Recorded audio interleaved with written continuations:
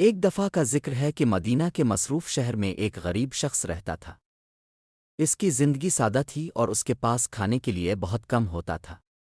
وہ اپنے دن دوسروں کی مدد کرتے ہوئے گزارتا تھا اور اپنی کمی کے باوجود ہمیشہ کمیونٹی کی خدمت کے لیے تیار رہتا تھا۔ ایک دن اس کے پڑوسی ایک سخی شخص ابراہیم اس کے پاس ایک چھوٹا سا کھجوروں کا گچھا لے کر آئے۔ ابراہیم کا گھر بھی سادہ تھا، لیکن وہ ہمیشہ جو کچھ بھی اس کے پاس ہوتا دوسروں کے ساتھ بانٹنے کے لیے تیار رہتے تھے۔ ابراہیم نے کہا، یہ کھجوریں تمہارے لیے لایا ہوں۔ مجھے امید ہے کہ یہ تمہاری بھوک مٹانے میں مددگار ہوں گی۔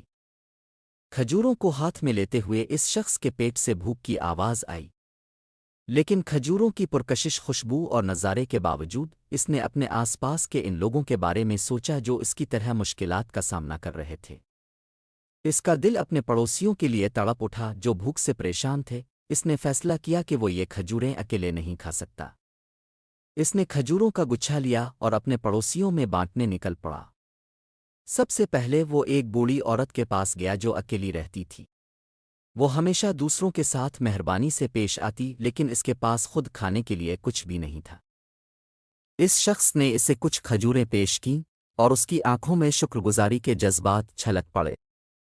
اس نے کہا، اللہ آپ کو جزائی خیر دے میرے بھائی۔ پھر وہ ایک نوجوان باپ کے پاس گیا جس کے پاس اپنے بچوں کو کھلانے کے لیے کچھ نہیں تھا اور وہ کئی دنوں سے کام کی تلاش میں ناکام رہا تھا۔ نوجوان باپ کی آنکھیں آنسوؤں سے بھر گئیں اور اس نے کہا، میں آپ کا یہ احسان کیسے چکا سکوں گا؟ اس شخص نے نرمی سے مسکراتے ہوئے کہا، آپ کو کچھ بھی چکانے کی ضرورت نہیں، مجھے خوشی ہے کہ میں مدد کر سکا۔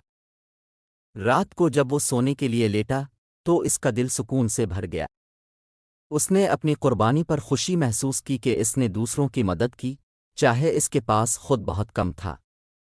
اس کی قربانی نے اسے نبی کریم کے ان الفاظ کی یاد دلائی، اور تم میں سے کوئی اس وقت تک کامل مومن نہیں ہو سکتا جب تک وہ اپنے بھائی کے لیے وہی نہ چاہے جو وہ اپنے لیے چاہتا۔ اگلی صبح اس نے اپنے دروازے پر کھجوروں کا ایک اور گچھا پایا۔ یہ ابراہیم نے چھوڑا تھا۔ اس نے مسکراتے ہوئے سوچا، ابراہیم کو یقیناً معلوم ہو گیا ہوگا کہ میں نے یہ کھجوریں دوسروں کے ساتھ بانٹ دی تھیں۔ یہ کہانی مدینہ میں پھیل گئی اور ہر کوئی اس کی سخاوت اور دوسروں کی مدد کرنے کی عادت سے متاثر ہوا۔ یہ خود اور سخاوت کی طاقت کی ایک سبق آموز کہانی بن گئی جسے نسلوں تک یاد رکھا گیا۔